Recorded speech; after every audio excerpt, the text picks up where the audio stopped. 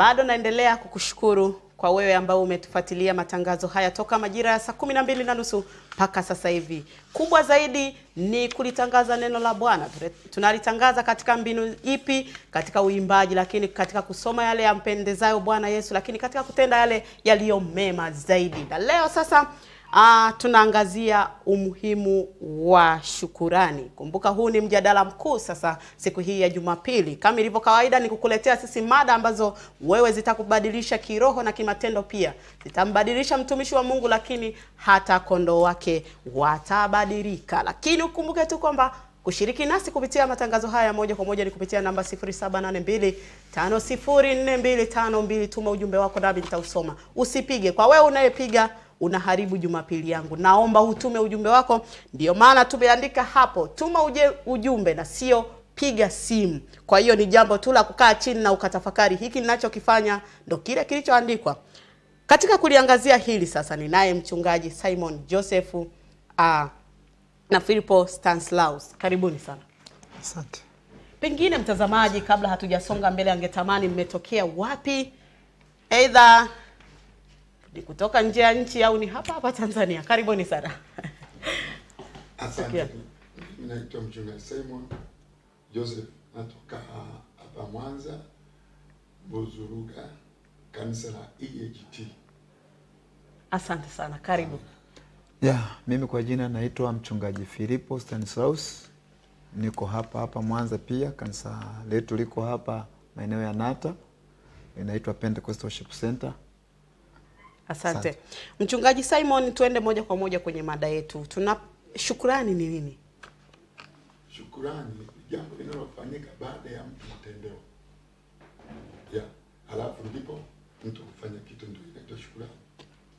Ni lazima mimi kuonyesha shukrani ninapotendewa kitu? Kwa sababu shukrani ni moyo wa Mungu. Kwa mtu yoyote aliyeumbwa na Mungu, anayejua kwamba Mungu yupo, akitendewa jambo lolote, ni muhimu sana kurudisha shukrani. Ni muhimu sana kurudisha shukrani. Maagizo yanatuambia nini juu ya shukrani? Biblia mara nyingi imezungumzia kushukuru. Imezungumzia kushukuru maeneo mengi sana. Mungu amesema shukuruni kwa kila jambo. Na shukrani hii imegawanyika sehemu zaidi ya moja. Watu wengi wamejifunza kumshukuru Mungu kwenye mazuri tu. Lakini anapopita kwenye magumu, unaona mtu kabisa anaona kama Mungu hayupo. Lakini ukweli mwenyewe Biblia inasema shukuruni kwa kila nini? Kwa kila jambo. Aidha jambo zuri au jema. Pengine ni nyinyi watumishi wa Mungu hamjawajenga kondoo wenu kushukuru kwa kila jambo. Ndio maana wanakuwa hivyo. Ukitambua kwamba shukrani muhimu. Shukrani inatambulikana kama sehemu ya ibada kwa mtu wa Mungu anayejua Mungu. Shukrani inatambulikana kama sehemu ya ibada. Andiko hili nisome. Karibu. Nisome hilo andiko. Kitabu cha Zaburi. Zaburi ya 50. Niende speed.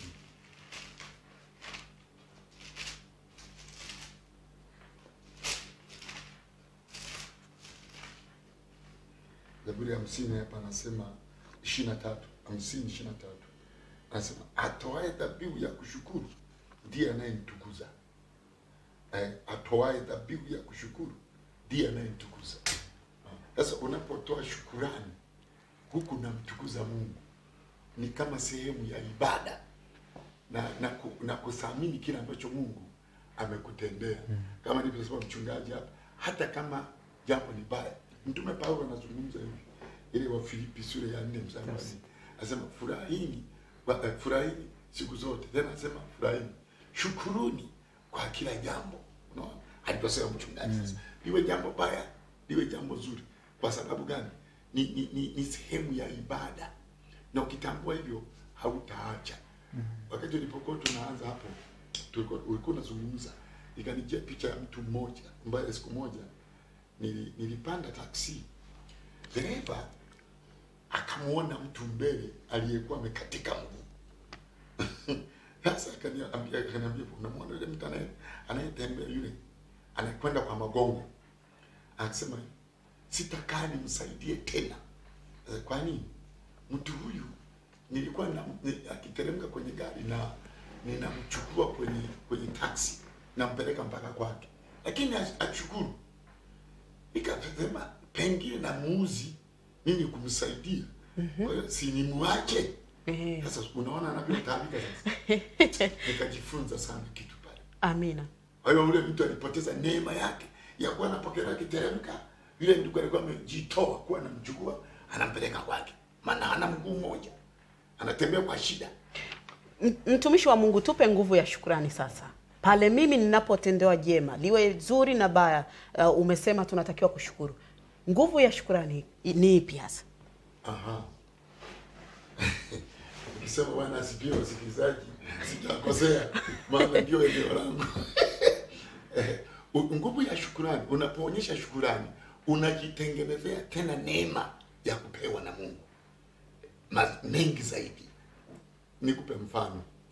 Nuhu wakati amepona kwenye gharika na familia yake, Biblia inasema alichagua wanyama wazuri, alafu akawatoa sadaka ya kuteketezwa, ikiwakilisha kumshukuru Mungu, kumponya na gharika. Baada ya pale Mungu alitamka maneno kwa Nuhu kwamba sitaiangamiza tena dunia kwa gharika. Mungu akampa na ishara ya upinde. Yaani kukawa na mambo mazuri yaliyotengenezwa na Nuhu kwa kukumbuka kwamba Mungu amenitetea na gharika na kanifikisha hapa. Yeah. Sadaka ya shukrani ni nini? Sadaka ya shukrani kibiblia tunaweza tukasema, kwanza huwezi ukatoa shukrani bila kitu chochote kutendeka kwako. Na ndio maana makanisani tuna sadaka ya shukrani, tuna sadaka ya hezaka, tuna sadaka ya nini na nini ya nini. Tunapozungumzia sadaka ya shukrani ni kwa mfano, tuchukulie mwaka huu toka umeanza, mimi sijalazwa hospitali, mimi ninaishi vizuri, sijakutana mikiki, na hata kama nimekutana mikiki bado nimemuona Mungu katika maisha yangu akinisaidia. Sasa kuonyesha kwa Mungu kwamba sasa kwa kweli na appreciate kile ambacho Mungu amekifanya kwangu, lazima nitoe kitu. Hicho kitu ndicho kinaonyesha moyo wangu kwa Mungu kwamba sasa kwa kweli huyu mtu anayo shukrani mbele yangu, amekumbuka au ameelewa fadhila zangu, kwamba kumbe pasipo mimi yeye jinsi alivyo asingeweza kuwa kama jinsi alivyo. Asante sana. Kuna swali hapa limenifikia.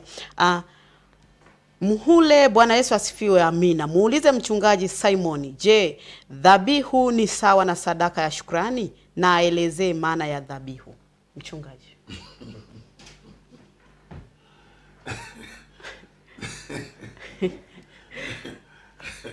Dhabihu ni sadaka ya dhabihu ni tofauti na sadaka ya kawaida. Sadaka ya dhabihu ni sadaka unayoitoa katika hali ya kuumia kwa namna fulani. Ndio tunaita mtu kujidhabihu. Yaani kujitoa, yani nimeamua nijitoe. Sadaka ile ya dhabihu. Hata wewe mwenyewe unajua kwamba kuna kitu nimemtolea Mungu. Kuna sadaka ile tu kwamba unaweka chombo pale, unaweka 1000, unaweka 100. Kwanza una kumbukumbu nayo kwamba umefanya kitu. Kama umefanya kitu. Umeweka tu.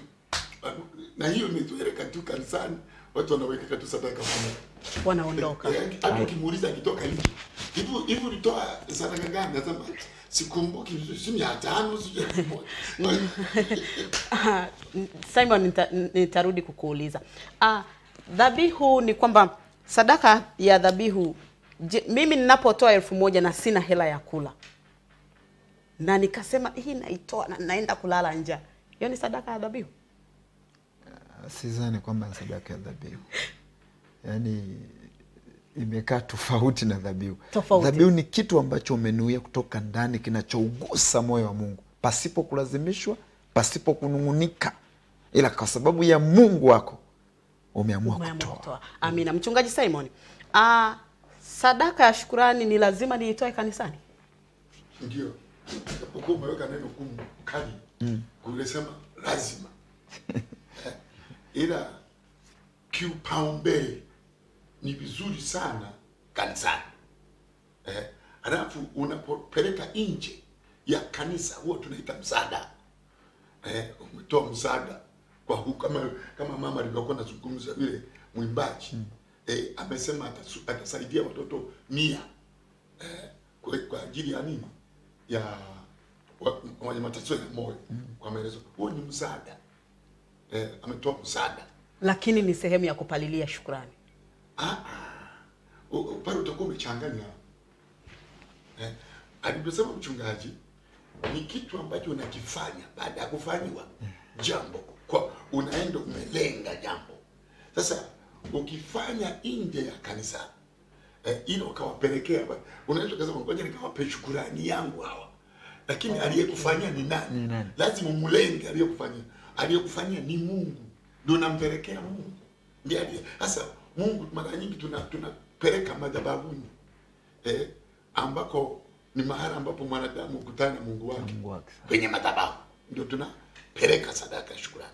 Tunapopeleka nje na kanisa au nje na madhabahu, huko umepeleka msaada. Okay, asante sana. Misingi ya kuipalilia sasa shukrani ili mtu aje aseme asante, shukrani. Utofauti kati ya asante na shukrani au vinaenda pamoja? Hapana, haviendi pamoja. Shukrani inabaki shukrani, inajitegemea. Asante inabaki asante. Unajua naweza nikakwambia asante tu kwa sababu tu asante tu kitu cha kawaida sana. Lakini shukrani nimesema ni moyo wa Mungu. Siku zote unajua kinyume cha shukrani ni manunguniko. Tukirudi kwenye maandiko tunaona wana wa Israeli walipigwa na Mungu baada ya kutokushukuru. Mungu amewatendea vitu vingi, amewatoa katika nchi ile ya utumwa, amepasua bahari ya Shamu, amewapa chakula jangwani, lakini mwisho wa siku hawakuonyesha shukrani. Ndipo Mungu akafungua mlango, akaanza kuumwa na nini? Na wale nyoka. Kwa hiyo shukrani ni moyo wa Mungu, na shukrani haifanani kabisa na asante. Ni kitu chenye nguvu sana kwa mtu wa Mungu. Asante. Nyinyi kama watumishi wa Mungu sasa tunapoelekea kumaliza huu mwaka, mnawajenga vipi watumishi wa Mungu hasa kondoo wenu ili wawe na moyo ule wa shukurani? Hata pale umetolea mfano, mtu anapewa lift ya taksi, anapewa msaada lakini hana ule moyo wa kusema asante, nashukuru sana. Mnawajenga vipi? Simon. Siku zote watu wa Mungu hufundishwa neno. Ndio maana ya ibada. Na sisi ulivyosema mtumishi wa Mungu, ni kazi yetu kuwaelimisha kwa maandiko ili watu wajue umuhimu wa shukrani, ili kuepuka mambo mengine ya kupigwa kama nilivyosema mchungaji. Sasa umetendewa mema tu mazuri, lakini hujai kupanga. Siku moja wanafundisha wanandoa. Niliuliza hivi, kuna nyumba ambazo Mungu amewapa neema, toka mmeona kama miaka 40-30 katika ndoa yenu vizuri, hamjapigana, hamjafanya. Je, kuna mmoja wenu aliyewahi kuenda madhabahuni kusema Mungu nakushukuru kunipa mume mzuri au mke mzuri, akatoa sadaka kumshukuru Mungu? Nilipata zero. Hakuna aliyefanya hivyo. Ni kuonyesha jinsi watu walio wengi huwa wanaona kama vipo, lakini kumbe kuna nguvu ya Mungu iliyohusika kukutendea. Amina. Lakini kuna wengine wanaamini kwamba sadaka unaweza ukaitoa kanisani, lakini unaweza ukasaidia hata watu wengine ambao wapo katika hali ngumu. Hiyo iko sawa? Umezungumza vitu viwili. Umesema sadaka na kuwapa watu wengine. Biblia hii inasema hivi. Kornelio alipofanya hiyo kazi katika kitabu cha Matendo ya Mitume. Nisome. Soma, karibu kiongozi. Tusaidie kuelewa. Matendo ya Mitume sura ya 10. Anasema hivi.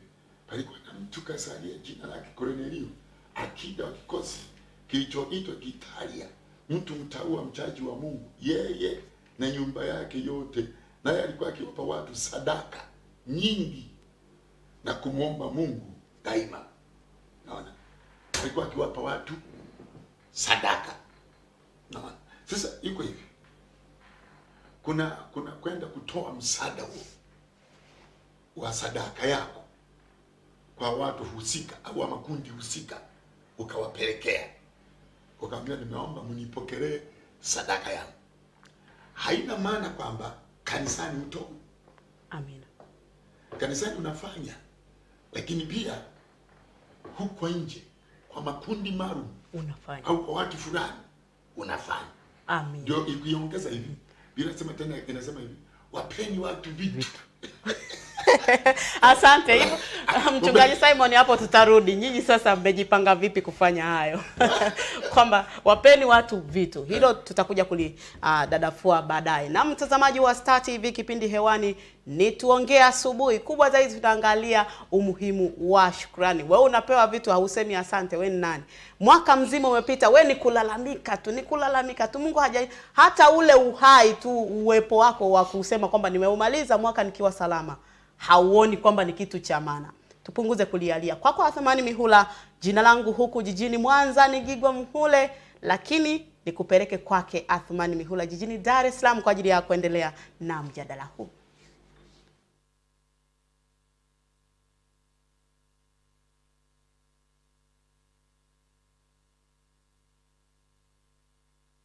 Asante sana Gigwa Mhule kutoka hapo jijini Mwanza. Tumefuatilia kila hatua mjadala wenu kiwa pamoja na wachungaji hapo. Niwapongeze kwa mjadala mzuri kweli kweli. Nami nipo hapa na mchungaji Steven Nyanzila, huyu kutoka kanisa la Pentekoste maarufu madhabahu isiyoshindwa. Nipo naye hapa kujadili umuhimu wa shukrani. Langu jina ni Athumani Mihula. Mtazamaji, ungana nasi mpaka pale tutapotamatisha mjadala wetu wa siku ya leo. Mchungaji Steven, karibu. Asante. Habari za Jumapili? Nzuri sana. Habari za leo? Madhabahu isishindwa huko, mambo yanaendaje? Mambo ni moto. Kama unavyojua tuko mwisho wa mwaka. Na leo tuna ibada maalum ya kumshukuru Mungu kwa sababu mengi yamefanyika kwa mwaka mzima. Na unapokuwa unaona umebakiza siku 2-3 mbele yako na Mungu amekulinda na kukutunza kwa mwaka mzima na kukuepusha na mengine ambayo inawezekana hayo yameweza kupeleka uhai wa watu wengine na uhai wa watu wengine umeondoka, labda kuna ajali zimetokea, wewe ukabaki. Kuna watu waliumwa magonjwa ya ghafla na wakaondoka. Kuna watu wengine katika wakapatwa na ajali wakaenda, wengine tu anapita mahali akadumbukia kwenye mto akaenda, wewe umebaki. Kama hauwezi kumwonyesha Mungu kwamba una kila sababu ya kumshukuru kwa hilo, basi anasema asiyejua kushukuru anakuwa anafanana kama na mnyama fulani hivi. Kwa hiyo leo tuko hapa kuhakikisha kwamba tunakumbusha Watanzania umuhimu wa kushukuru Mungu, lakini wakati huo ukiwashukuru wale ambao Mungu aliwatumia kuyafanya maisha yako yaweze kuwa na tija ama yaweze kuwa na maana. Tunazungumzia umuhimu wa shukrani kama nilivyosema, lakini kwa nini watu wamekuwa wazito kutoa shukrani? Uzito huu unatokana na mtu kutoelewa nini maana ya kushukuru. Kwa sababu kushukuru, kama ambavyo nimemsikia kule mzee wangu Simon akisema, ni ibada kamili. Kwanza kabla ushukuru lazima ujue kwanza kwa nini unataka kushukuru. Sababu za sisi kutaka kushukuru ziko nyingi sana. Kwanza, zawadi kubwa tu kwanza ambayo inakufanya uweze kushukuru ni ule uhai ambao Mungu amekupatia. Kwamba katika mwaka mzima umeweza kubaki na viungo vyako, miguu yako iko vizuri. Kuna watu wengine miguu mwaka huu amepoteza mmoja, kuna watu wengine mikono amepoteza mkono mmoja, kuna watu wengine amepoteza. Wewe viungo vyako vyote vipo. Kwa nini usiweze kumshukuru? Lakini hata kama ingetokea ukapoteza kiungo kimoja, bado unatakiwa kumshukuru, kwa sababu kuna mwingine yeye hakupoteza kiungo, aliondoka kabisa duniani, lakini wewe bado unaendelea umeendelea kubaki. Kwa hiyo lile neno shukrani Kiingereza ni neno gratitude.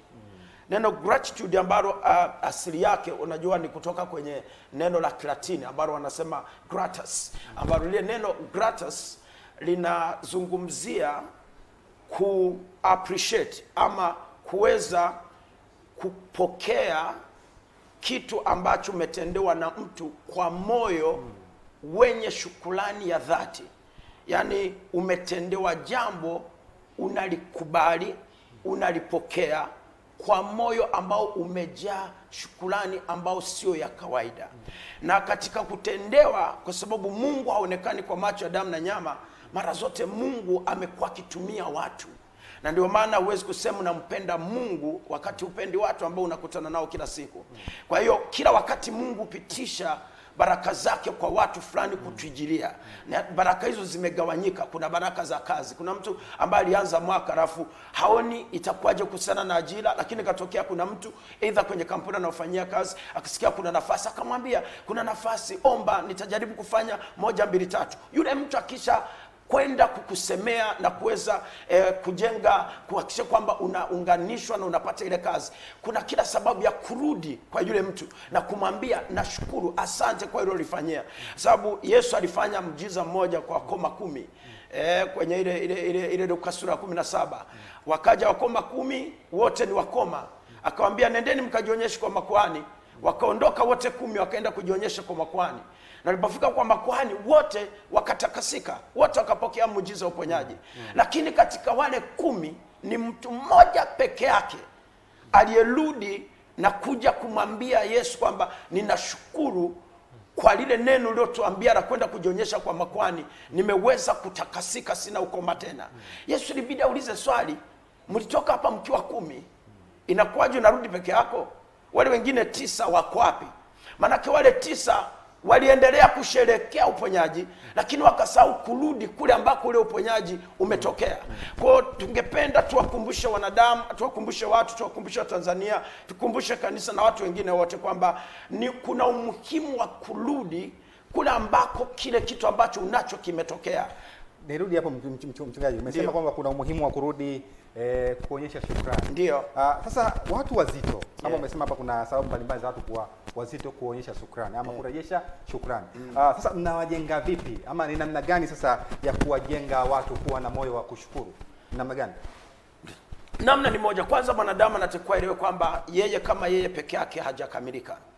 Anamhitaji mtu mwingine ili kuweza kutoka mara alipo kwenda kiwango kingine. Kwa katika hii hali ya kuhitajiana, lazima uelewe ya kwamba umezaliwa kwa ajili ya wewe upo kutoa mchango wako katika jamii, katika nafasi ambayo Mungu amekuweka. Inawezekana wewe ni mwalimu, inawezekana katika nafasi aina yote. Inapotokea umefanya, basi unategemea kwa yule uliyemtendea kwamba kuna siku atarudi aseme asante. Lakini pia wewe unapotendewa ni vyema ukarudi. Kuna wazazi wako vijijini, wako mikoani, sikukuu kama hizi, mzazi alikuzaa, amekulea, amekukuza, amekusomesha, aliuza hata kiwanja, akauza ng'ombe wake, akafanya kila kitu. Kisha kwamba wewe unaweza kuwa mhasibu, uwe mwanasheria, uweze kuitwa leo polisi, uweze kuitwa leo mwanajeshi, ama uitwe daktari. Inapofika wakati kama huu, wakati unapanga mipango yako ya kwenda maybe kwenda kutembea Dubai, South Africa na sehemu zingine, hata hapa Tanzania, labda kwenda kwenye mahoteli na familia yako, kwenda kula kunywa, lazima ukumbuke kuna watu walitumia muda wao, walitumia resources zao kuweza kunijenga na kunifanya niwe hivi nilivyo. Tunaposema shukrani, hauwezi kusema utalipa. Hauwezi kulipa. Hatuwezi kumlipa Mungu kwa uhai anaotupa. Hatuwezi kumlipa Mungu kwa ulinzi anaotupa. Lakini Mungu anachotaka tuonyeshe ku appreciate.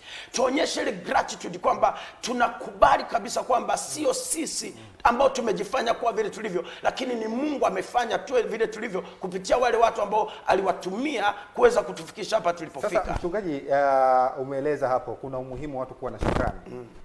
Kukumbuka wale ambao waliunga juhudi zao ama walichangia katika mafanikio yao na bila kumsahau Mungu. Sasa kuna madhara gani kusahau watu ambao walifanya juhudi, wewe ukawa sehemu fulani ukasahau kutoa shukrani? Na hata kwa Mungu pia kuna madhara gani? Madhara yaliyopo ni kwamba unapunguziwa baraka. Kwa sababu moja ya nguvu ya kushukuru ambao unatakiwa kuelewa ni kama pale ambapo ukisoma ile Yohana sura 6, kuna wakati Yesu alikuwa na makutano ya watu wengi. hao watu wengi walikuwa zaidi ya 5,000. Wanaume wanasemekana aliokula ile mikate walikuwa 5,000. Na alipowaona akaona wana njaa na akahisi wanahitaji kupewa chakula. Lakini inasemekana palikuwa nyikani, kwa hiyo hakuna chakula, hawezi kupata chakula cha kutosha. Kwa hiyo akajiuliza, hapa hawa tutawasaidiaje? Kwa akaongea na wanafunzi wake, lakini wakamwambia, hapa kuna kijana anapita na mikate 5 na samaki 2, haviwezi kutosha. Sema naomba mletee hiyo mikate 5 na samaki 2. Alichofanya, Biblia haisemi Yesu aliombea ile mikate, wala Biblia haisemi Yesu aliombea wale samaki. Aliinua ile mikate juu na wale samaki, alafu akashukuru.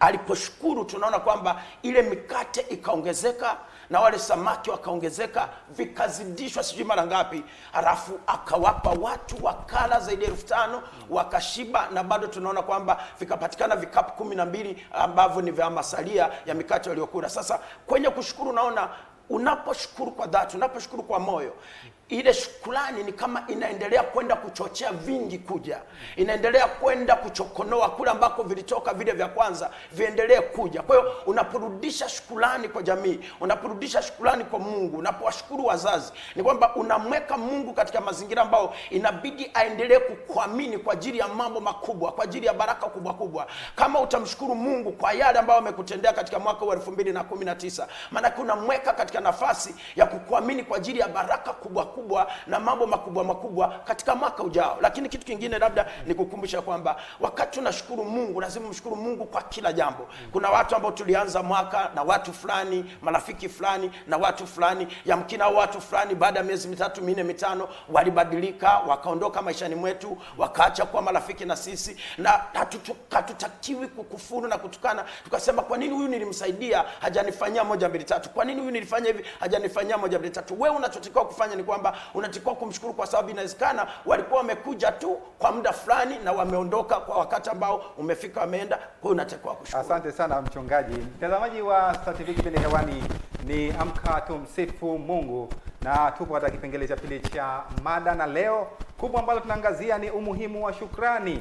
Na kwa Dar es Salaam hapa nina mchungaji Stephen Nyanzila kutoka kanisa la Pentecoste katika madhabahu ile isiyoshindwa na kupatikana hapa jijini Dar es Salaam. Langu jina ni Athumani Mihula. Nikurejeshe sasa kwake Gigwa Muhule kwa ajili ya kuendelea na mjadala wetu wa siku ya leo. Gigwa, nafasi ni yako sasa. Dar es Salaam, tumeona mmechambua mengi sana.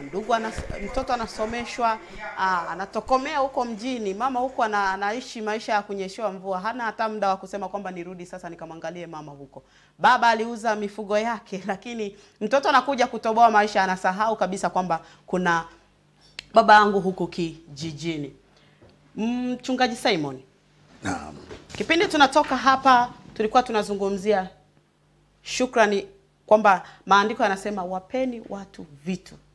Pengine hili neno kwa kulifafanua lilikuwa linamaanisha nini? Kwanza nikusomea andiko hilo, Luka 6 mstari wa 38. Anasema, wapeni watu vitu nanyi mtapewa, kipimo cha kujaa na kushindiliwa na kusukwa hata kumwagika, ndicho watu watakachowapa vifuani mwenu, kwa kuwa kipimo kile mpimacho ndicho mtakachopimiwa. Haya ni mafundisho ya Bwana Yesu. Hebu rudia hilo swali lako ulizwa. Kwamba maandiko yanaposema wapeni watu vitu, hii ilikuwa ina maana gani? Kwenye tukirudi nyuma tulivyokuwa tunafafanua kwenye eneo la sadaka, Yesu bado alikuwa anafundisha namna ya kuwatendea watu mema. Kuwatendea mema, na kuwatendea mema ni pamoja ya kuwapa vitu. Na kuwapa vitu sio pesa tu. Vitu kama vyakula, vitu kama mavalio, vitu kama fedha, ikiwemo hata kusomesha wengine, kama mama alivyosema, kuwapa watu vitu, kuwahudumia kiafya. Ndio hivyo.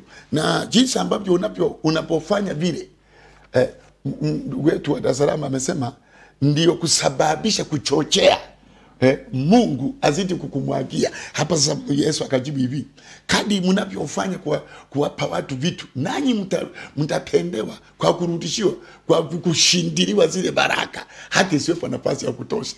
Amina. Mwaka unaelekea kuisha. Nyinyi kama watumishi wa Mungu au makanisa, mmejipanga vipi sasa mwaka mnapoenda kuumaliza na kuanza mwingine juu ya kuyatekeleza haya aliyoyaelezea mchungaji? Mimi nafikiri kwa watu wanaokwenda makanisani mara nyingi sana wamejipanga kumshukuru Mungu.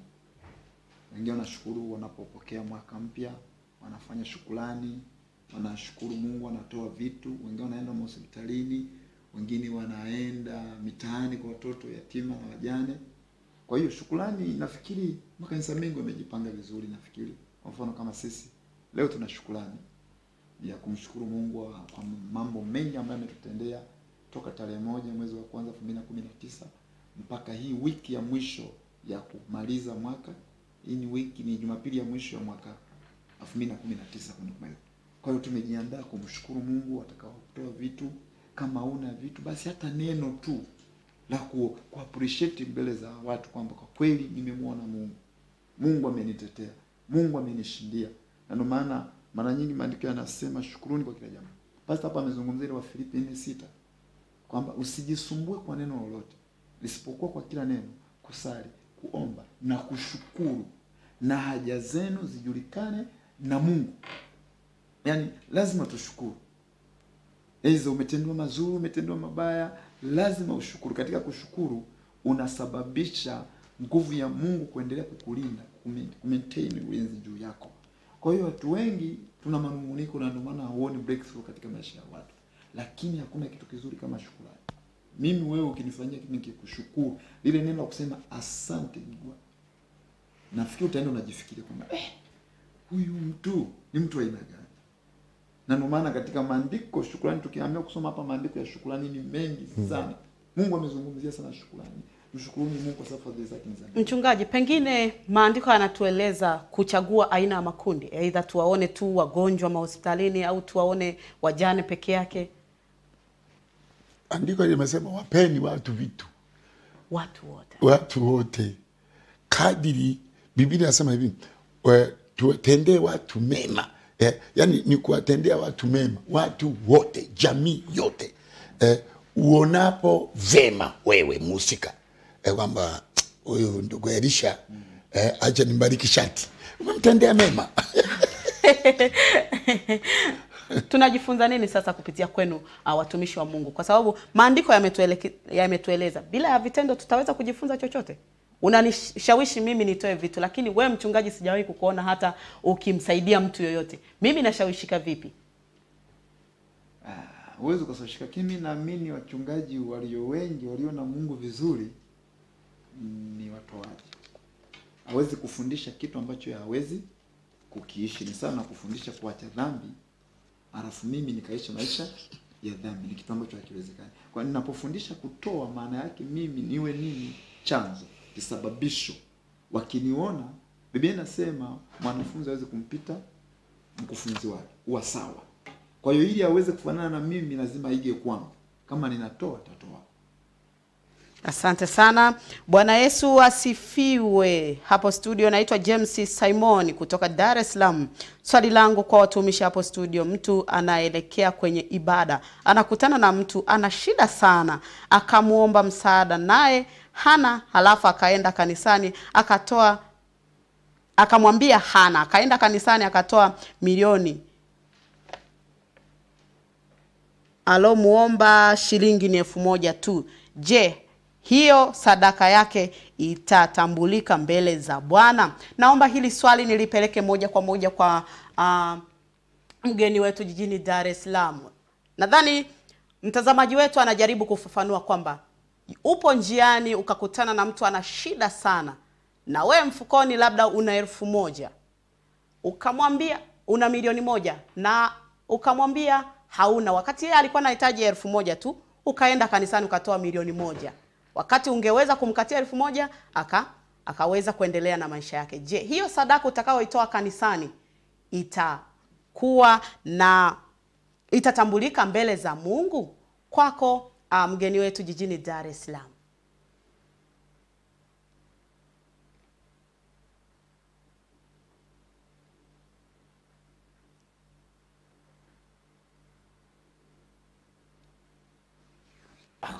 Asante sana.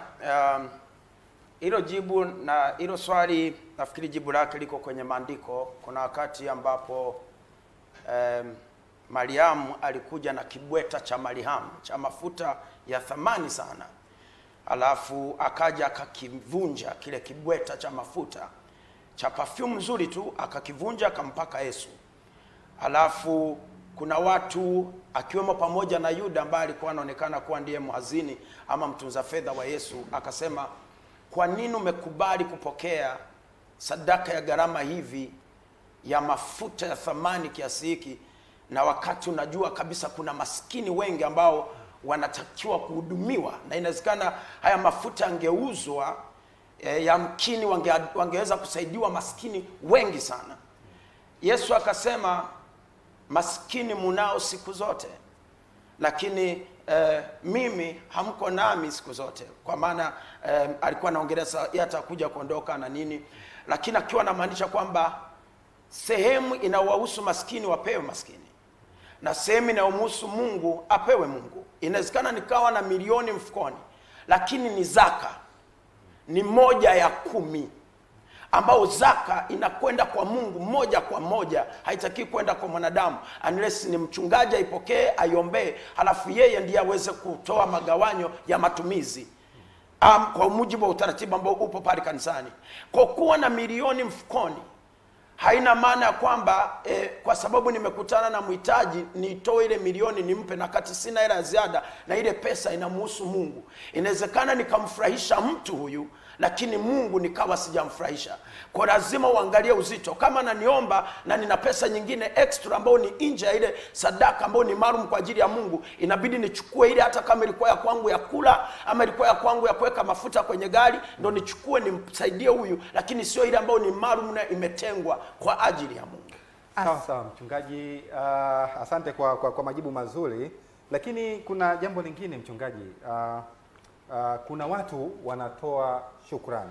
Mtu anaenda kanisani kama leo umesema kwamba katika madhabahu yasiyoshindwa kuna ibada ya shukrani. Mtu anaenda kutoa ibada, anaenda kutoa pale shukrani yake kwa Mungu kwa aliyomtendea mwaka mzima. Lakini huyu anayepeka shukrani kanisani haishi vizuri na jirani yake, labda haongei naye, wana magomvi. Shukrani hii ina maana gani mbele ya Mungu? Biblia imetuweka vizuri, nasema kabla uende kuweka sadaka kwenye kikapu cha sadaka kanisani, inasema kama kuna mtu yeyote, Yesu alisema kama kuna mtu yeyote ambaye mumekosana, hamko vizuri na hauna amani naye, anasema usiweke sadaka yako kwenye kikapu cha sadaka, na wakati unajua hauna amani na jirani yako, hauna mahusiano mazuri na jirani yako. Anasema Yesu, iweke sadaka yako kando, uende kwanza kumtaka amani huyo jirani yako na huyo ndugu yako, na ukishapata suluhu ukawa na amani pamoja naye, rejea uje kutoa sadaka. Kwa kuwa Watanzania wanatusikiliza sasa hivi, ijapo tuna mwisho wa mwaka, watu wanaenda makanisani, watu wanaenda kushukuru Mungu, cha kwanza Biblia inasema tafuteni kwa bidii kuwa na amani na watu wote. Kwanza ni bidii ya kuwa na amani na watu wote. Na ndio maana mafundisho mengi na mahubiri mengi ambayo yanaendelea, tunasisitiza hakikisha kwamba unaomba msamaha watu uliowakosea, lakini pia na wewe uwe tayari kusamehe. Tengeneza kwanza amani, kwa sababu sadaka mwenye dhambi haikubaliki mbele za Mungu. Kwa hiyo hata kama ungebeba gari, ukabeba nyumba, ukabeba mamilioni ya pesa ukapeleka kanisani, na wakati huo kuna jamii nyingine ambao umekosana nao, hauko nao vizuri, hauna amani nao, ni kwamba kwa watu utaonekana kama umetoa, lakini mbele za Mungu utakuwa ni kama unapigia kitambuzi, kwa sababu sadaka yako haitakubalika. Labda mchungaji utufafanulie, kuna tabia hii ya watu, baadhi ya watu wanajisifu kwa mafanikio wameyapata, yani kwa nguvu zao wenyewe. Sema mbele za watu, bwana mimi nimejitahidi, juhudi zangu nyinyi, yani na kuona wengine kama hawajafanya jambo hivi au wazembe, hili nalo lipoje? Kitabu cha Kumbukumbu la Torati sura ya 8 mstari kuanzia 18 amezungumza, nasema Kumbukumbu la Torati sura ya 8 kuanzia mstari wa 18, Biblia imeweka vizuri sana. Anasema utakapokuwa umekula na kushiba, ukawa na fedha zikaongezeka, dhahabu zikaongezeka, ukapata digrii ya kwanza, ukapata digrii ya pili, ukapata PhD, ukapata mke ama ukapata mume, ukapata watoto, mali zikaongezeka, ukaongeza viwanja, ukaongeza chochote. Anasema usije ukamsahau Bwana Mungu wako, Usije ukasema ni smartness yangu, ni ujanja wangu, ni nguvu zangu, ni akili zangu, ni uwezo wangu. Mungu alikuwa anatahadharisha sana hawa wana wa Israeli kwamba mtakapokuwa mmefika katika ile nchi mnaoenda, kisha mkapata utajiri, mkaongezeka katika namna moja ama nyingine, msije mkasema ni nguvu zangu, ni nguvu zenu. Msije mkasema ni elimu yenu, msije mkasema ni ujanja wenu, msije mkasema ni michongo yenu kama vijana wa sasa hivi wanavyosema. Anasema siku zote mtalazimika kumkumbuka Bwana Mungu wenu, kwa sababu yeye ndiye anayewapeni nguvu ya kupata utajiri. Kwa hiyo mtu huyu ambaye anajigamba yuko tajiri mwingine naye alivuna mazao akaweka kwenye magara, alafu baadaye akaanza kujisifu, akasema sasa nafsi yangu keti ule unywe ufurahi kwa sababu umeshajikusanyia kila kitu. Alafu Mungu akamtokea utajiri akamwambia, wewe ni mpumbavu, kwa sababu usiku wa leo roho yako itatoka. Hayo magara na hivyo vyakula navyojisifia kwamba utakula, utavira ukiwa wapi na wakati tayari roho yako itakuwa imeondolewa? Nini ambacho Mungu alikuwa anaongelea kwamba usijaribu kuwa na mali kageuka kuwa sehemu ya kunyanyasa watu. Usijaribu kuwa na mali alafu mali kageuka kuwa sehemu ya wewe kufikiria kwamba mali ni kila kitu. Si kila kitu, utu ndo kila kitu. Asante sana mchungaji Steven Nyanzila. Tarudi tena hapa, tuelekee sasa jijini Mwanza kwake Gigwa Muhule kwa ajili ya kutusomea message na vitu vingi. Lakini kwa hapa Dar es Salaam tuhitimishe tu. Naona muda si rafiki, tuhitimishe hivyo. Ni kushukuru tu mchungaji, lakini kabla ya kuhitimisha, neno lako la mwisho kuhusu madhabahu isiyoshindwa. Leo kubwa mnafanya nini? Leo kubwa dakika moja. Nashukuru sana. Kwanza wiki iliyopita tulikuwa na chakula cha familia na watu wengine, tulileta watu pale, tukara na watu, na tumekuwa na kawaida hiyo kwa mwaka huu. Tumefanya hayo sana, kuleta jamii za watu wengine ambao hata hawasali na sisi, kula nao pamoja na kuhakikisha kwamba tunafanya 1 2 3, na wengine ambao hawajiwezi labda kulipa ada za watoto na kufanya hivyo. Leo tuna ibada sasa maalum kabisa kwa ajili ya kwenda kumshukuru Mungu. Sasa baada ya kuwa tumeanza na watu, sasa tunaenda leo kumwambia Mungu asante kwa yote ambayo umetufanyia, wakati wote tukimwomba Mungu atuvushe mwaka salama na kuweza kuanza mwaka mwingine kwa kishindo, ili tuweze kuendelea kutekeleza majukumu yetu vizuri. Na leo tutakuwa ni ibada maalum ya maombi, tukiombea hata rais wetu mpendwa, serikali yetu, na kuombea na vyombo vya habari kama ninyi ambao mnaweza kutuita hapa, ili tuweze kuongea na Watanzania na watu wengine, ili kuhakikisha kwamba na ninyi mnavuka. Lakini pia Mungu aendelee kujalia afya na viongozi wote, ili kwamba mwaka ujao sasa tuweze kuendelea kukutana na kufanya mambo makubwa na aliyo mazuri zaidi. Kwa hiyo karibuni madhabahu isiyoshindwa Kibamba Mloganzila, karibu na ustari mpya, tukamshukuru Mungu wote kwa pamoja katika kusifu na kuabudu na kumtolea kile ambacho tutaweza kutoa. Nikushukuru sana mchungaji Steven Nyanzila kuwa nasi siku ya leo. Natumai mtazamaji ameelimika vya kutosha kwa uwepo wako hapa studio za jijini Dar es Salaam. Asante. Mtazamaji wa Star TV, kufikia hapa kwa upande wa Dar es Salaam, sisi hatuna la ziada, lakini kubwa ambalo tulikuwa tunaangazia leo ni umuhimu wa shukrani. Nilikuwa hapa na Padre Steven Nyanzila kutoka kanisa la Pentecoste Tanzania na kutoka madhabahu isiyoshindwa. Langu jina ni Athmani Miula. Kwa niaba ya wale wote walioshiriki kipindi hiki kwa upande wa Dar es Salaam, kuna Fidel Spo na Freddy Isike, tunasema asante sana. Na Gigwa Muhule, nafasi ni yako kwa ajili ya kuhitimisha mjadala wetu wa siku ya leo. Shukrani sana Athmani Mihula. Shukrani sana mgeni wetu kutoka jijini Dar es Salaam. Wengi wamejifunza, wengi wamefunguliwa kiakili, lakini hata katika mioyo yao. Jina langu ni Gigwa Muhule, hapa nasi tuhitimishe kwa dakika hizi 3 zilizobaki. Mchungaji Simon, kama kanisa mwaka huu sasa mmejipanga vipi kuipalilia hii shukurani? Naam, kwanza kwa leo tuna ibada ya maombi ambayo tunaombea watu kwa kumshukuru kwa maombi kwa ajili ya kuingia mwaka 2020. Lakini pia tunajipanga kufanya maombi ya mwezi mzima kwa ajili ya kuombea taifa pamoja na uchaguzi ujao, lakini pia na kumpa Mungu shukurani kwa kazi ambayo Mungu ametutendea, kwa mafanikio tuliyoyapata, kwa mafanikio hata nchi yetu jinsi tunavyoendelea, lakini pia na mafanikio ya mtu mmoja mmoja jinsi ambayo Mungu ametufanyia. Kwa hiyo tunayo kazi ndani ya leo, kuanzia leo mpaka tarehe 30 ya Januari. Asante mchungaji Filipo. Na mimi namshukuru Mungu kwamba sisi tumejiandaa leo. Tuna ibada ya praise and worship, ibada ya kusifu na kuabudu, na kumshukuru Mungu kwa mali zetu na kwa matendo makubwa ametufanyia.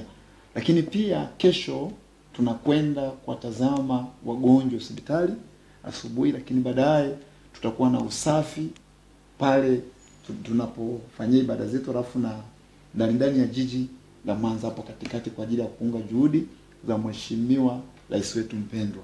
Kwa hiyo tutafanya usafi, tutaenda hospitalini, tutatoa zawadi na shukrani zetu kwa watu huko hospitalini.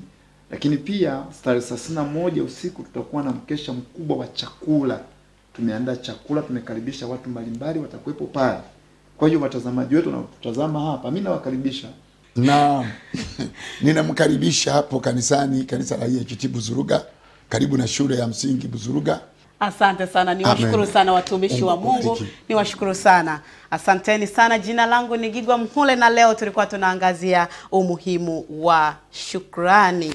Kama ulivyoona hapa nimewashukuru kwanza kwa sababu wameacha kazi zao wakafika hapa. Tulikuwa tunaangazia hicho. Nilikuwa na mchungaji Simon Joseph na mchungaji Philpo Stanislaus. Hawa tumejadili nao mengi zaidi yenye kukujenga. Jina langu ni Gigwa Mhule, lakini kwa wale ambao wamenifanya tu niungane na wewe, shukrani sana Elisha Ndalo, shukrani Isaac Nanga, Emmanuel Makuliga na wengine wote, kina George, Andrew huko, Elisha. Hongereni sana kwa kunifanya niungane na watazamaji kwa siku hii ya leo. Mbarikiwe, lakini mjifunze kusema shukrani.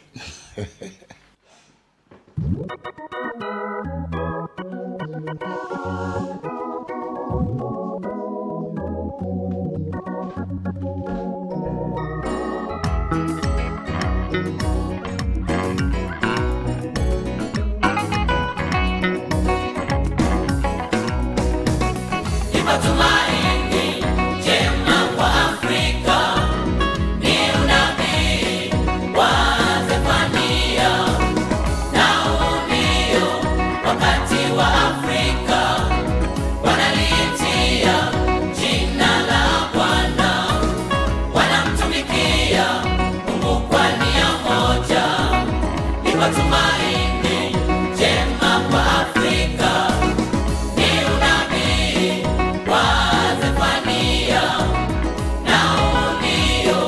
wakati wa Afrika wanaliitia jina la Bwana, wanamtumikia Mungu kwa nia moja.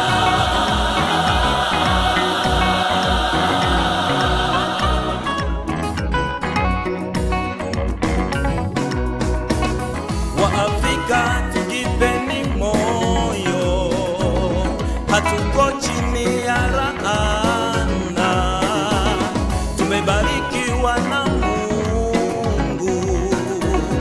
Waafrika tujipeni moyo, hatuko chini ya laana, tumebarikiwa na Mungu. Chanzo cha maarifa, na kwa kuwa Afrika tumekubali kumgeukia Mungu. Kumcha Bwana ni chanzo cha maarifa, na kwa kuwa Afrika tumekubali kumgeukia Mungu.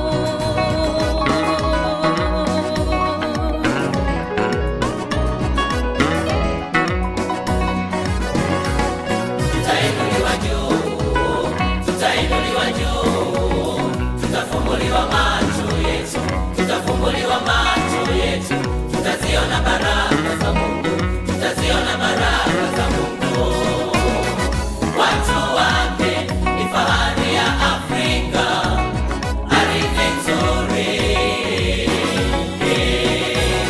madini tele, bahari na maziwa, vito vivutio vingi vya utalii. Watu wake ni fahari ya Afrika, ardhi nzuri, madini tele, bahari na maziwa, vito vivutio vingi vya utalii. Badala ya kuwa omba omba, tutatoa matoleo kwa Mungu ambayo yatasaidia yatima, wajane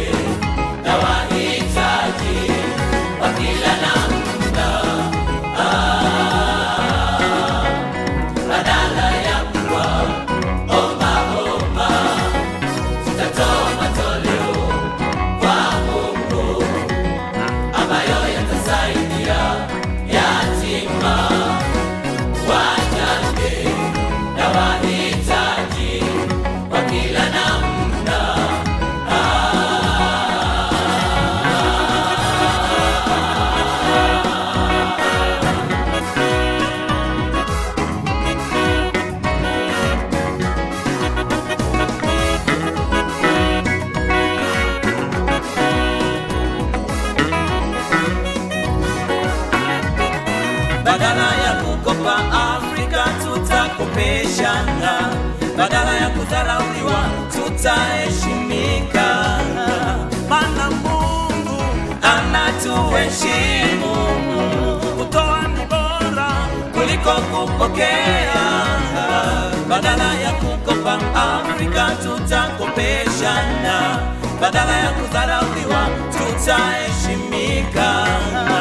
Maana Mungu anatuheshimu. Kutoa ni bora kuliko kupokea.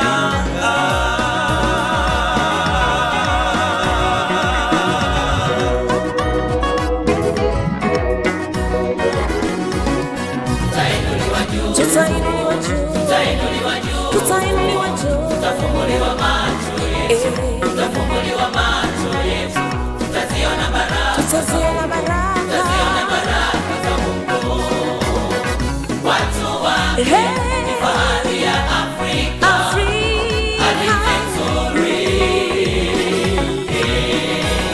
madini tele, bahari na maziwa, mito vivutio vingi vya utalii. watu wake, watu wake, ya Afrika, ardhi, hadithi nzuri, madini tele, bahari na maziwa, na mito, mito vivutio vingi vya utalii. Badala ya kuwa omba omba, tutatoa matoleo kwa Mungu ambayo yatasaidia yatima, wajane na wahitaji wa kila namna. Badala ya kuwa omba omba, tutatoa matoleo kwa Mungu